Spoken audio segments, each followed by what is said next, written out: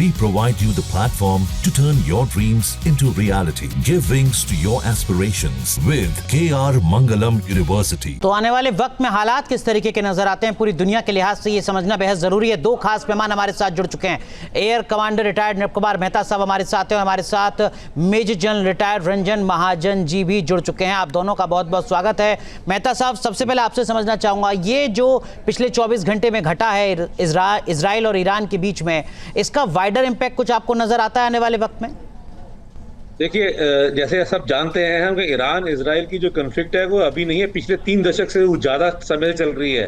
1979 से जब Islamic revolution हुआ था ईरान में, तब से चली आ रही है। लेकिन अभी तक जो ईरान कर रहा था वो प्रॉक्सी वॉर कर रहा था, हमास से, पैलेस्टीनिया से या हिजबुल्लाह को सपोर्ट करके टेररिस्ट एक्टिविटीज या अटैक कर रहा था इजराइल के ऊपर। लेकिन जब इजराइल ने और बीच में लास्ट जून के फर्स्ट वीक में ही ईरान ने अपने ड्रोन और मिसाइल से भी अटैक किया, जिसके कारण इजराइल को एक पूरा बहाना मिल गया, एक रीजन मिल गया, उन्होंने फुल फ्लेज अटैक कर दिया। अब ये वॉर एक प्रॉक्सी वॉर, ये क्वाइट वॉर नहीं रही, एक फुल फ्लेज वॉर हो गई है।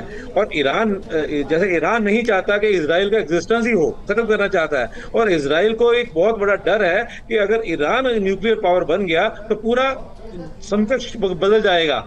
तो इसलिए अब ये जो वार ओपनली हो गई है, जैसे आज इजराइल ने रात को अटैक कर दिया और उस ईरान के ऊपर उनके टॉप लीडर को मार दिया, इजरायली न्यूक्लियर साइंटिस्ट को मार दिया।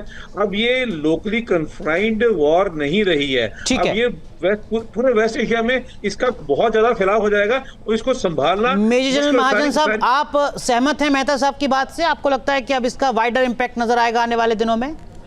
बिल्कुल बिल्कुल। देखिए, ये एक सरप्राइज अटैक नहीं हो गया है, इसको काफ़ी दिन से प्रिपेयर हो रहे थे। अगर आप देखेंगे पीछे के प्रेसिडेंट डोनाल्ड ट्रंप के statements, so the things were getting heated up and Israel ने अपना करेक्ट टाइम चूज़ कर लिया है और उन्होंने इसको स्ट्राइक करके ईरान के न्यूक्लियर और उनकी मिलिट्री लीडरशिप और उनके साइंटिस्ट को हिट किया है। जैसे हम देखते हैं कि जैसे इजराइल है, उनका नाम ही Israel it's real, it is real. So they have now come out at the right time to hit the Iran all these facilities. Now Russia and China have always been psychological support दे रहे हैं Iran को, तो I think ये बहुत ज़्यादा escalate होगा अभी जी। इट इज़ अभी आने वाले टाइम में बहुत एस्केलेशन का है, क्योंकि आज अभी के टाइम पे ईरान ने रिटेलिएशन में क्या किया है कि अपने ड्रोन्स छोड़े हैं, मगर क्योंकि इजराइल का एयर डिफेंस बहुत तगड़ा है, तो अभी कुछ let's see what happens next. And मेरे हिसाब से तो ये काफी एस्केलेशन होगा। जहां भक्ति है हर शब्द में, कथाओं में छुपे हैं दिव्य रहस्य और ज्योतिष देता है जीवन को दिशा। धर्म से जुड़ी हर बातों को जानने के लिए हमारे चैनल स्तुति को सब्सक्राइब करें। चैनल पर जाने के लिए इस लिंक पर क्लिक करें।